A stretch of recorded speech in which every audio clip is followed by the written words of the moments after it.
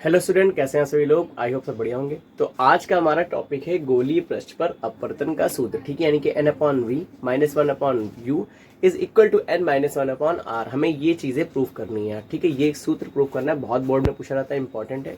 और इस प्रूफमेंट के बाद इससे रिलेटेड दो न्यूमेरिकल भी आपको लगा के दिखाएंगे। ठीक है, ताकि आप ये सूत्र भी सीख जाएं, इससे न्यूमेरिकल कैसे आते हैं वो भी जान जाए। ठीक है, तो सबसे पहले हम लोग क्या करते हैं, लिखते हैं। देखिए यहाँ पे लिखेंगे, इससे अच्छा हम आपको बता दे रहे हैं आपको भाषा क्या लिखनी है, ताकि आप आराम से लिख लेंगे। देखिए, मान लिया SPS डैश एक अवतल गोलीय पृष्ठ है जो दो माध्यमों को पृथक करता है। ठीक है, जो पहला माध्यम क्या मान लेते हैं, पहला माध्यम मान लेते हैं N1। इसे हम लोग क्या नाम दे देते हैं, इसे क्या देते हैं विरल। ठीक है, क्योंकि ये वायु है, मान लेते हैं ये वायु, तो ये क्या हो जाएगा विरल। और ये कांच है तो ये N2, ये क्या हो जाएगा, ये हो जाएगा सघन। ठीक है, आपको दिख रहा होगा ये कांच है। क्लियर। अब देखिए, इसकी मुख्य अक्ष PC पर एक बिंदु वस्तु O रखी है जिससे दो किरणें चलेंगी। ठीक है, मान लेते हैं पहली किरण अभिलंबवत आपतित होती है। ठीक है, यानी कि पृष्ठ पर अभिलंबवत आपतित होती है। अब जब कोई किरण अभिलंबवत आपतित होती है तो वहां अपवर्तन की घटना दिखेगी नहीं, वो किरण क्या हो जाएगी, सीधे निकल जाएगी, क्योंकि किसी एंगल पर तो जा नहीं रही है। तो यहां से अगर हम इसको अभिलंबवत आपतित करेंगे तो ये क्या हो जाएगी, पृष्ठ पर सीधी निकल जाएगी। ठीक है, ठीक है, ये ऐसे सीधी निकल जाएगी। अब मान लेते हैं दूसरी किरण। ठीक है, दूसरी किरण क्या होगी, ठीक है, ये बिंदु वस्तु O है, इसी का प्रतिबिंब बनाना है। तो दूसरी किरण मान लेते हैं कि वो कहां से चली जाएगी, दूसरी किरण चली जाएगी पृष्ठ पर एक किसी कोण पे आपतित होगी। मान लेते हैं पृष्ठ पे यहाँ पे वो किरण आपतित होती है। ठीक है, तो जैसे ही यहाँ पे वो आपतित होगी, आप देख सकते हैं ये यहाँ पे आपतित हुई, और ये जब आपतित होगी तो अब ये विरल से सघन में जा रही, मतलब इसका क्या हो रहा होगा, अब इसका अपवर्तन होगा। तो अपवर्तन के लिए हम क्या करते हैं, सबसे पहले यहाँ पे एक अभिलंब खींचते हैं। अभिलंब कहाँ से खींचेंगे, वक्रता केंद्र से खींचते हैं। ठीक है, तो चलिए यहाँ से एक अभिलंब खींच लेते हैं। ये रहा हमारा अभिलंब। ठीक है, इसका हम नाम दे देते हैं, इसका नाम दे देते हैं हम लोग, ये अभिलंब हो गया N। ठीक है, नॉर्मल N हो गया। और ये जो किरण आई है वो बिंदु ए पर मान लिया आपतित होती है। अब विरल से सघन में जा रही है, इसका मतलब अभिलंब से दूर हटेगी नहीं, ये अभिलंब की ओर झुकेगी। मतलब हो सकता है वो यहां से जाने के बाद ये अभिलंब की ओर झुक के ऐसे निकल जाए, तो ये किरण ऐसे निकल जाएगी। ये मान लीजिए NAB, ये B पे किरण ये जा रही है। ठीक है, अब ये किरण ऐसे जा रही है, दूसरी किरण ऐसे जा रही है, ये दोनों कभी आपस में मिलेंगी नहीं, तो इनका प्रतिबिंब नहीं बनेगा। लेकिन अगर हम इन दोनों किरणों को पीछे की ओर बढ़ाएं, इसको पीछे बढ़ाएं, इसको पीछे बढ़ाएं, तो इसको पीछे बढ़ाने पर देखिए, इसको जब हम पीछे बढ़ा रहे होंगे, गौर से देखिएगा, जब इसको हम पीछे बढ़ा रहे होंगे तो ये किरण, ठीक है, ये किरण यहाँ पर आपतित होती हुई, यानी कि यहाँ पर एक दूसरे से मिलती हुई नजर आएंगी। क्लियर। ये देखिए, ये एक किरण ये नॉर्मल हो गया, ये किरण जा रही थी, और ये आप जब पीछे की ओर बढ़ाया तो यहाँ पर एक दूसरे से मिल रही है। अब सबसे पहले बात हम एंगल देखते हैं। देखिए, आपतित किरण का नॉर्मल से जो एंगल होगा वो क्या होगा, आई, ऐसा हमने मान लिया। ठीक है, मान लिया कि ये आई होता है। ठीक है, और उसके बाद अपवर्तित किरण का एंगल क्या है, आर है, यानी कि हम कह सकते हैं, यानी आपतन कोण की अगर बात करें हम, ठीक है, आपतन कोण, आपतन कोण, तो आपतन कोण क्या हो जाएगा, आपतन कोण हो जाएगा OA। ठीक है, OAC। क्लियर, OAC बराबर क्या हो जाएगा, आई। और अपवर्तन कोण क्या हो जाएगा यहाँ पे, ठीक है, अपवर्तन कोण। ठीक है, अपवर्तन कोण क्या हो जाएगा, देखिए NAB, यही तो हो जाएगा, NAB बराबर स्मॉल r, ऐसा हो जाएगा। ठीक है, मुझे एक बात बताइए, शीर्ष अभिमुख कोण जो होते हैं वो क्या होते हैं, बराबर होते हैं। ठीक है, तो अगर ये r है तो ये वाला कितना होगा भाई, ये गई और ये गई, ये r है तो ये वाला कितना होगा, r होगा। और ये खाली कितना बचेगा भाई, पूरा I था, ये कितना बचेगा, I माइनस R, यही तो बचेगा। ठीक, और उसके बाद क्या लिखेंगे, माना वस्तु O। अच्छा, ये जो यहाँ पे मिल रही है इसको हम क्या कहेंगे, वस्तु का आभासी प्रतिबिंब कहेंगे। कैसे कहेंगे, आभासी प्रतिबिंब कहेंगे। मान लिया ये जो बिंदु वस्तु O है, यानी कि हम ऐसे कह सकते हैं किरण OA, ठीक है, IA और CA, ये पृष्ठ पे से यानी कि पृष्ठ से कौन कौन सा एंगल बनाती है, मान लीजिए ये जो एंगल बनाएगी वो अल्फा, ये बनाती है बीटा, और ये क्या बना रही है, ये बना रही है गामा। ठीक है, ये तीन किरण ऐसे, ये तीन एंगल ऐसे बना रही है। ठीक है, अब सबसे पहले हम लोग क्या लिखेंगे, हम लोग लिखेंगे स्नेल के नियम से। क्या लिखेंगे, स्नेल के नियम से। ठीक है, स्नेल के नियम से क्या होता है, स्नेल का नियम, स्नेल का नियम हमारा होता है, देखिए स्नेल का नियम क्या होता है, साइन आई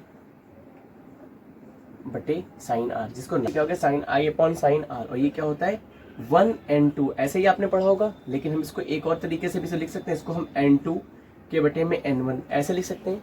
अब मान लेते हैं, देखिए गौर से देखिएगा, मान लेते हैं ये जो प्रैक्टिकल हो रहा है बहुत छोटा है, ऐसे तो होता है ये बहुत छोटे पे प्रैक्टिकल हो रहा है, तो ये ए क्या होगा, बिंदु पी के क्या होगा, बहुत समीप होगा। जब ये बिंदु पी के समीप होगा तो ये जो आई और आर हैं, ये इनके मान भी क्या होंगे, बहुत छोटे होंगे। यानी कि हम कह सकते हैं अगर आई आर के मान बहुत छोटे हैं तो साइन आई बराबर आई होगा और साइन आर बराबर आर होगा। भाई छोटे कोण है तो हम साइन हटा देंगे, क्या हो जाएगा आई बटे आर बराबर n2 के अपॉन में n1, चूंकि कोण आई व आर क्या है, छोटे हैं, बहुत छोटे हैं, ठीक है, बहुत छोटे हैं। क्लियर, ये हो गया। अब यहां से अगर हम इसको देखें तो ये n1 क्या हो जाएगा, n1 आई बराबर n2 आर, ऐसा ही हो जाएगा ना, ठीक। अब देखिए ये इसको हम मान लेते हैं समीकरण एक मान लेते हैं। अब हम बात करने जा रहे हैं अल्फा बीटा गामा की।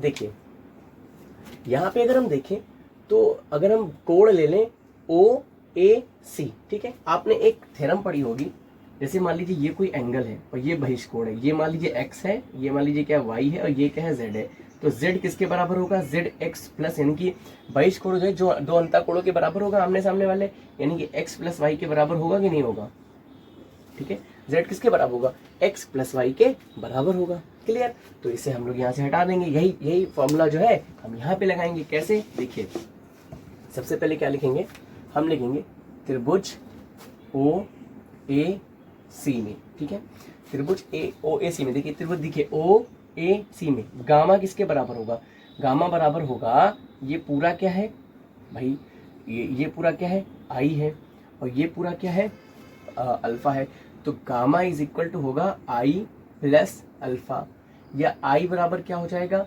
Gamma minus alpha. क्लियर, ये हो जाएगा।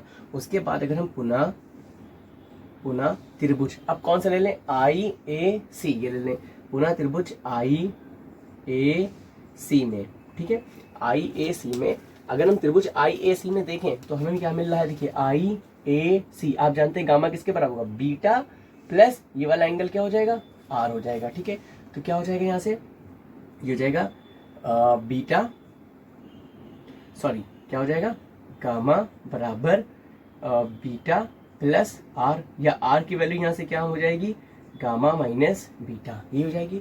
अब क्या करें हम लोग, आई और आर के मान समीकरण एक में रख दें, चलिए रखते हैं यहाँ से, ठीक है, क्या लिखेंगे, हम लिखेंगे आई व आर के मान, आई व आर के मान समीकरण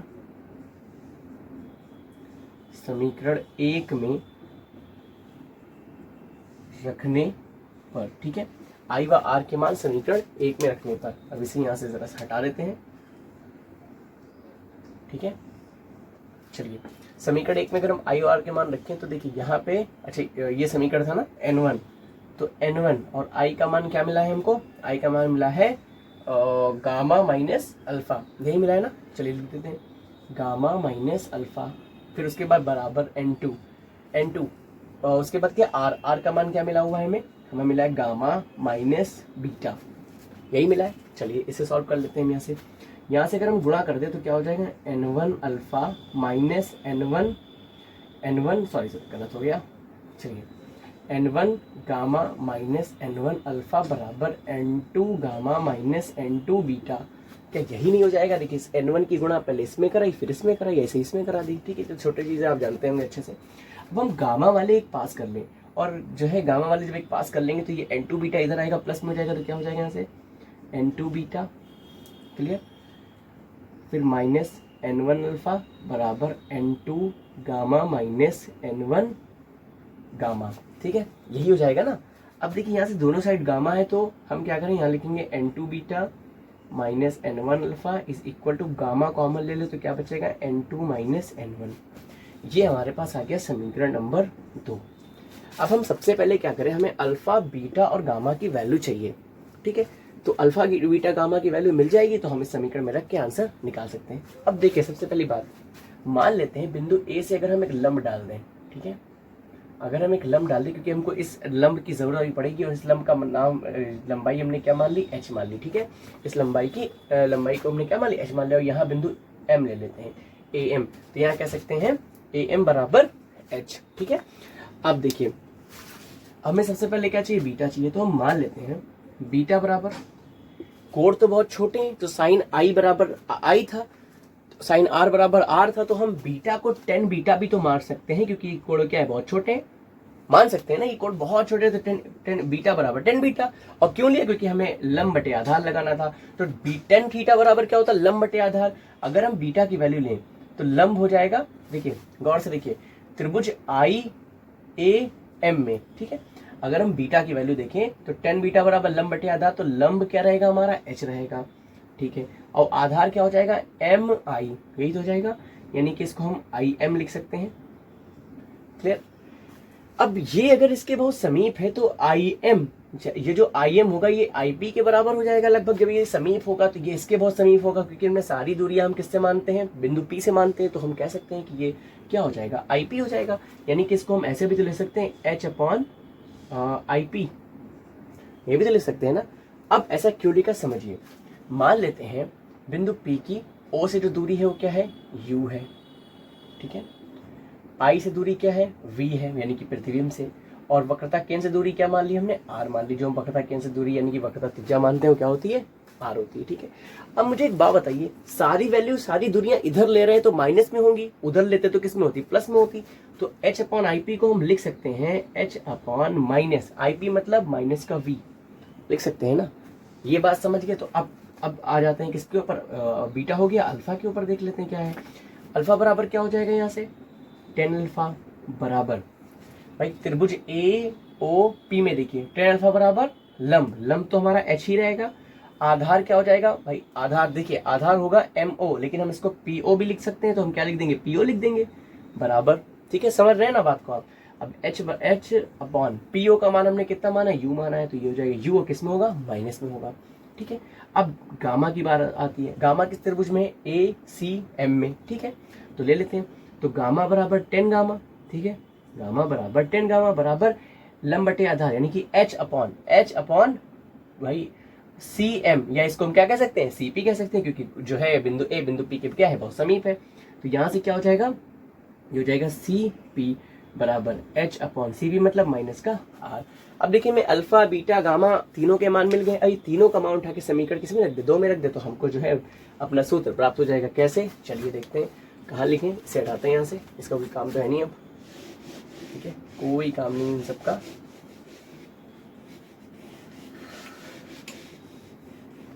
ठीक है। चलिए क्या लिखेंगे हम लोग, अल्फा बीटा गामा के मान, alpha comma beta comma gamma के मान समीकरण 2 में रखने पर, ठीक है, 2 में रख देते हैं। चलिए बीटा बराबर क्या है लिखा हुआ, बीटा बराबर एच अपॉन माइनस वी, तो उसके साथ क्या N2 है, तो N2 एच अपॉन माइनस का V, ठीक, फिर क्या लगा हुआ है, माइनस लगा हुआ है, N1 और गामा सॉरी अल्फा का मान कितना है, एच अपॉन माइनस यू, तो एच अपॉन माइनस यू लिख देते हैं बराबर, गामा का मान क्या है, एच अपॉन माइनस का आर, और अंदर क्या लिखा हुआ है, N2 माइनस N1, यहाँ तक समझ गए, ठीक। अब इसका कोई काम नहीं, चलिए हटा देते हैं इसे। देखिए ये जैसे जैसे हम हटाने की बात करें, आप वीडियो पॉज करके इसको नोट भी करते जाइएगा, ठीक है। चलिए अब हम गौर से देखें अगर, तो हम इन सब में h कॉमन ले सकते हैं, इसमें देखिए इन दोनों में h कॉमन है, h हमने बाहर निकाली है, अंदर बचेगा क्या हमारे पास, अंदर बचेगा ये वाला माइनस N2 अपॉन V, फिर minus minus plus N1 upon U, यही नहीं बचेगा हमारे पास, ठीक है, बराबर ये माइनस का h अपॉन R, और ये क्या है N2 माइनस N1, ठीक है। h से ये h क्या हो गया, कैंसिल हो गया। अब ये वाला माइनस हम इधर भेजते हैं, जब इधर भेजेंगे तो इस माइनस को क्या कर देगा, प्लस, और इस माइनस को क्या कर देगा, माइनस कर देगा। तो यहाँ से मिलकर रहेगा n2/v minus n1/u is equal to n2 minus n1 के बटे में r, ये मिल गया। ठीक है, अब हम क्या करते हैं कि हमें जो है n को लाना है, सिर्फ n लाना है, और n बराबर क्या होता है, पहले माध्यम के सापेक्ष दूसरे माध्यम का अपवर्तनांक, यानी कि n बराबर क्या होता है 1 × या इसी को हम लोग क्या लिखते हैं n2/n1। अगर हम n2/n1 ले आए तो उसको हम n लिख सकते हैं। ठीक है, तो यहाँ से देखिए गौर से कि n2 तो है, n1 नीचे लाना है, तो हम क्या करेंगे, n1 से दोनों पक्षों में क्या कर दे, भाग कराने पर क्या लिखेंगे, n1 से दोनों, ठीक है, n1 से दोनों पक्षों में भाग करने पर। ठीक है, n1 से दोनों पक्षों में भाग करने पर। अब अगर हम यहाँ पर भाग कर देंगे तो इधर क्या मिल जाएगा हमको, n2 के बटे में क्या मिल जाएगा, n1v माइनस n1 के बटे में n1u। भाई n1 इससे भी भाग करेगा, इससे ही भाग करेगा, बराबर। अब एक बात बताइए, यहाँ n2 n1 आएगा तो n1 को यहाँ ना भेज के इनके 1/r अलग रखते हैं हम लोग। ठीक है, 1/r को हम लोग अलग कर देते हैं और n2 माइनस n1 के बटे में n1 भेज देते हैं दोनों के। ठीक है, ऐसे भी तो कर सकते हैं हम लोग, यहाँ पे n1 आएगा वो दोनों के भाग में चला जाएगा। अब इस n1 से ये n1 कट गया, ये n1 से ये n1 कट गया, और n2, और चूंकि n2/n1 इज इक्वल टू क्या होता है, पहले माध्यम के सापेक्ष दूसरे माध्यम का अपवर्तनांक यानी कि n, तो हम यहाँ से n2/n1 क्या ले सकते हैं, n/v माइनस ये तो simply 1/u is equal to, देखिए n2/n1 मतलब n, और ये क्या बचा माइनस का 1, और बटे में क्या रहा, r रहा। ठीक है, तो ये हमारे पास गोलीय पृष्ठ पर अपवर्तन का सूत्र आ गया। हमने कैसा प्रश्न लिया था, अवतल लिया था, उत्तल आप खुद से ट्राई कर सकते हो, आराम से आपसे हो जाएगा। ठीक है, तो ये हो गया गोलीय पृष्ठ पर अवतल अपवर्तन का सूत्र, n/v minus 1/r is equal to n minus 1/u। ठीक है, तो आई होप आप समझ गए होंगे। अब इससे रिलेटेड किस तरह के सवाल आते हैं उसे भी हम लोग देखते हैं। ठीक है, चलिए क्वेश्चन की तरफ चलते हैं हम लोग। अब सवाल देखते हैं गोलीय अपवर्तन के सूत्र से। क्वेश्चन क्या कह रहा है, पहला कह रहा है कांच के 4 सेंटीमीटर व्यास के एक ठोस गोले के भीतर, मान लिया ये 4 सेंटीमीटर व्यास का ठोस गोला है, और किसका है, कांच का है, इसका व्यास कितना है 4 सेंटीमीटर। ठीक, तो इसकी त्रिज्या कितनी, मान ली केंद्र सी माना हमने। ठीक है, तो इसकी त्रिज्या कितनी हो जाएगी, इसकी त्रिज्या हो जाएगी 2 सेंटीमीटर, होगी कि नहीं होगी, 2 हो जाएगी ना भाई, व्यास की आधी त्रिज्या होती है। अब आगे कह रहा है कि गोले के भीतर वायु का एक बुलबुला गोले के पृष्ठ से 1.2 सेंटीमीटर की दूरी पर है। गोले का व्यास के अनुदिश गोले की प्रतिबिंब की स्थिति ज्ञात कीजिए। मतलब इसके अंदर, इस कांच का एक गोला है, इसके अंदर क्या है, एक बुलबुला रखा हुआ है गोले के पृष्ठ से 1.2 सेंटीमीटर। अब चाहे इधर से मान लीजिए, चाहे इधर से मान लीजिए, क्योंकि हम लोग यू का मान लगभग जब भी लाइट के न्यूमेरिकल लगाए होंगे आपने यू का मान माइनस में लिया होगा। ठीक है, तो हम लोग मान लेते हैं कि कोई व्यक्ति यहाँ से देख रहा है, और उसकी अगर यहाँ से देख रहा है तो किरणें उस बुलबुले से चल के यहाँ पर जानी चाहिए, तभी तो प्रतिबिंब बनेगा उसकी आंखों में, और यहाँ से किरणें अगर चल के यहाँ पे जाएंगी, तो ये अगर वस्तु रखी हुई है तो इस पृष्ठ को अगर हमने अपवर्तन पृष्ठ लिया तो इस पृष्ठ से इधर की दूरियां सब क्या लेंगे, माइनस में लेंगे, और इधर की दूरियां सब क्या लेंगे, प्लस में लेंगे। ये बात समझ गए। अब मान लीजिए ये वाला पृष्ठ हमने लिया, इससे अब इधर से भी ले सकते हैं आप लोग, अगर इधर से लेंगे तो किरणें, मान लीजिए यहाँ से लेंगे तो किरणें यहाँ से चलनी चाहिए। ठीक है, यहाँ मान लीजिए आप खड़े देख रहे हैं तो किरणें यहाँ से यहाँ आएंगी, और यहाँ से आएंगी तो आप इस पृष्ठ से इधर की दूरियां क्या ले लेंगे, माइनस में ले लेंगे, सॉरी प्लस में ले लेंगे। तो मान लेते हैं गोले के पृष्ठ से 1 जैसा लिखा हुआ है 1.2 सेंटीमीटर, यहाँ पर यही 1 यहाँ पर होगा, 1.2 सेंटीमीटर की दूरी पर, 1.2 सेंटीमीटर की दूरी पर कोई जो है क्या वायु का बुलबुला रखा हुआ है। इसको हम लोग ऑब्जेक्ट के रूप में मान सकते हैं, ओ मान लेते हैं। ठीक, अब मुझे एक बात बताइए, इससे प्रकाश की किरणें चलेंगी, चलेंगी ना। अब प्रकाश किरणें जब चलेंगी तो यहाँ पे इसका क्या हो, अब ये कांच से वायु में जा रहा है, ये सब कांच का गोला है, वायु में जा रहा है, तो सघन माध्यम से किस में जा रहा है, विरल माध्यम में जा रहा है। इसका मतलब यहाँ पे क्या हो जाएगा, इससे एक जो है अभिलंब खींच लेंगे तो यहाँ से अपवर्तन हो जाएगा। जाना तो ऐसे चाहिए, जाना ऐसे चाहिए ना, लेकिन यहाँ पे ये कांच से वायु में यानी कि सघन माध्यम से विरल माध्यम में जा रहा है, इसका मतलब इसका क्या हो जाएगा, अपवर्तन हो जाएगा, और ये अभिलंब से दूर हटेगा। तो अभिलंब से दूर हटेगा तो हो सकता है वो ऐसे निकल जाए। अब यहाँ पे कोई व्यक्ति खड़ा हुआ, उसकी आंखों में ये किरणें पड़ेंगी, और उसको कहाँ पे दिखाई देगा प्रतिबिंब, अगर इसी लाइन को हम पीछे की ओर बढ़ा दे तो उसको प्रतिबिंब कुछ यहाँ पे दिखाई देगा कि नहीं देगा, यहीं पे दिखाई देगा ना, तो ये क्या बन जाएगा, प्रतिबिंब बन जाएगा। अब प्रतिबिंब की दूरी हम मान लेते हैं पृष्ठ से कितनी है, अपवर्तन पृष्ठ से कितनी है, v है। ठीक, तो अब यहाँ पे हम सवाल लगाते हैं, v का मान हमें निकालना है, हमें सब तो पता है यहाँ पे, तो क्या लिखेंगे, यहाँ लिखेंगे हल। ठीक है, दिया है सबसे पहले व्यास दे रखा है गोले का, व्यास d बराबर कितना दे रखा है, 4 सेंटीमीटर। तो मुझे बताइए त्रिज्या कितनी हो जाएगी, त्रिज्या हो जाएगी r का मान हो जाएगा 2 सेंटीमीटर, आधा होता है। लेकिन अब इधर इस पृष्ठ से बात करें तो इधर की दूरियां माइनस में होंगी, तो यही क्या हो जाएगी, माइनस में हो जाएगी। क्लियर। अब वस्तु यानी कि वायु का बुलबुला 1 पॉइंट पृष्ठ से 1.2 सेंटीमीटर की दूरी पर रखा है, तो यही वस्तु का कार्य करेगा ना।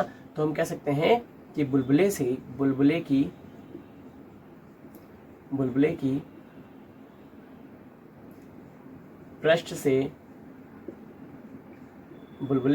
से दूरी, इसको क्या ऑब्जेक्ट मानेंगे, u मानेंगे, u मतलब वस्तु की दूरी u मानेंगे, तो u का मान क्या हो जाएगा, माइनस का 1.2 सेंटीमीटर। माइनस क्यों, क्योंकि पृष्ठ ये ले रहे हैं हम लोग। अब मान लीजिए इधर से व्यक्ति देख रहा होता, तो किरणें जो है मान ली यहाँ से यहाँ रखा होता कहीं पे बुलबुला, तो किरणें ऐसे जाती। अब ये प्लस में लेते हैं, हम यहाँ पे व्यक्ति को दिखा रहे हैं, तो ये मान लीजिए क्या है, माइनस में, आपके ऊपर कहीं से भी ले सकते हैं। अब देखिए बुलबुले की पृष्ठ से दूरी u बराबर 1 पॉइंट, और निकालना क्या है हमको, प्रतिबिंब की दूरी यानी कि v का मान हमको निकालना। अच्छा, एक और चीज दे रखा है क्वेश्चन में, कह रहा है कांच का अपवर्तनांक, बहुत गौर से देखिएगा, कह रहा है कांच का अपवर्तनांक दे रखा है। अच्छा, कांच का खाली अपवर्तनांक कह दिया है n बराबर 1.5, यानी कि ये कहीं ना कहीं Ang होगा, निर्वात या वायु के सापेक्ष होता है जब भी निरपेक्ष अपवर्तनांक होता है, तो Ang बराबर 1.5 दे रखा है, हमें v निकालना है। तो हम क्या लिखेंगे, गोलीय पृष्ठ पर अपवर्तन के सूत्र से क्या लिखेंगे। देखिए एक गलती यहां पर होगी, इसलिए हम आपको बताने जा रहे हैं, गोलीय पृष्ठ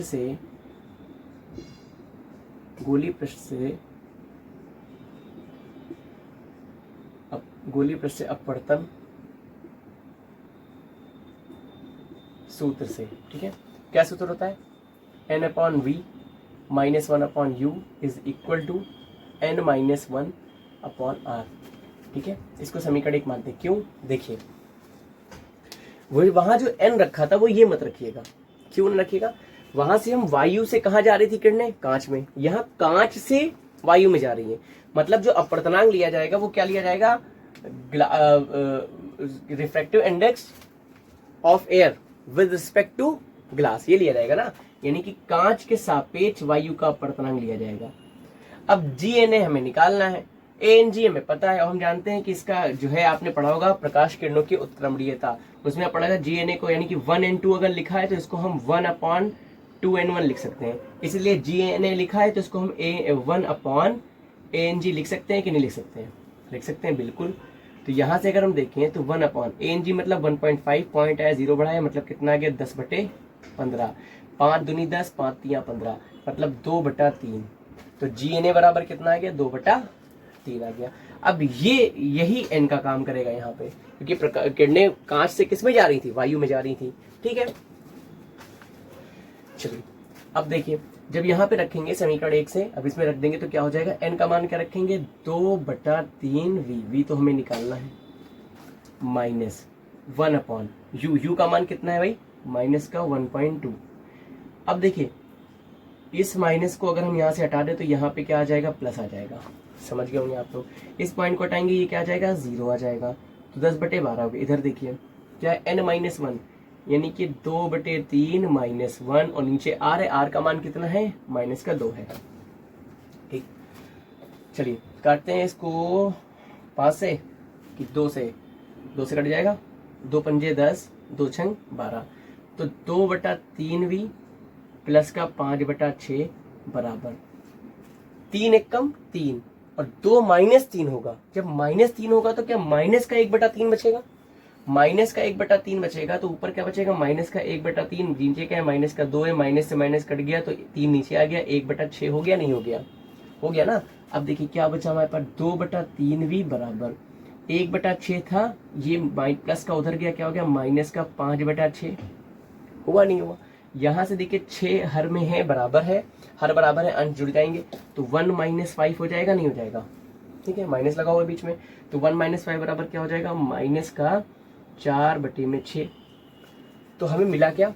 हमें मिला 2/3 बराबर का माइनस का 4/6, और ये साथ में v है।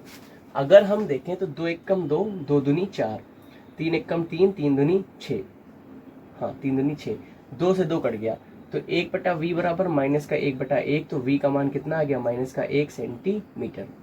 अतः पृष्ठ से, अपवर्तन पृष्ठ से, यानी कि कह सकते हैं गोले के पृष्ठ से 1 सेंटीमीटर की दूरी पर प्रतिबिंब बनेगा। यही पूछ रहा था कि जो है गोले के व्यास के अनुदिश, और व्यास के अनुदिश बन रहा है ना, गोले के व्यास के अनुदिश बुलबुले के प्रतिबिंब की स्थिति ज्ञात कीजिए। तो क्या हो जाएगा?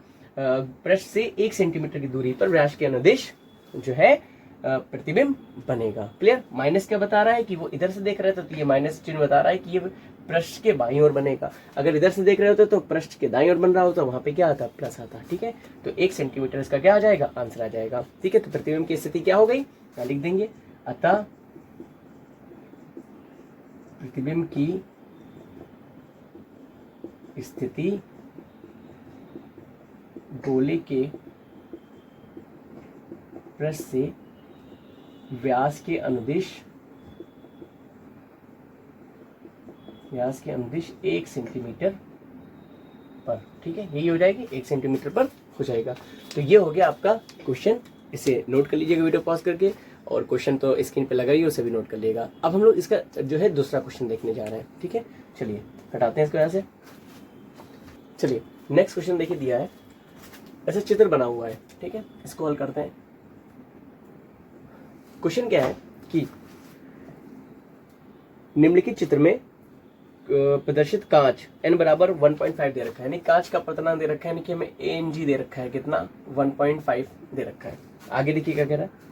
कह रहा है कि बेलनाकार छड़ के सिरे को 2.0 सेंटीमीटर, एक बेलनाकार छड़ है, इसके सिरे को 2.0 सेंटीमीटर के त्रिज्या के अर्धगोलीय आकार का बना दिया गया है। मतलब ये जो सिरा है इसको कैसा बना दिया? 2.0 सेंटीमीटर त्रिज्या के अर्धगोलीय आकार का बनाया गया है। मतलब ये जो पृष्ठ है, ये गोलीय पृष्ठ है, इसकी त्रिज्या एक तरह से दे रखी है। अगर इसको पूरा गोला बना रहे तो इसकी त्रिज्या कितनी दे रखी है? 2 सेंटीमीटर।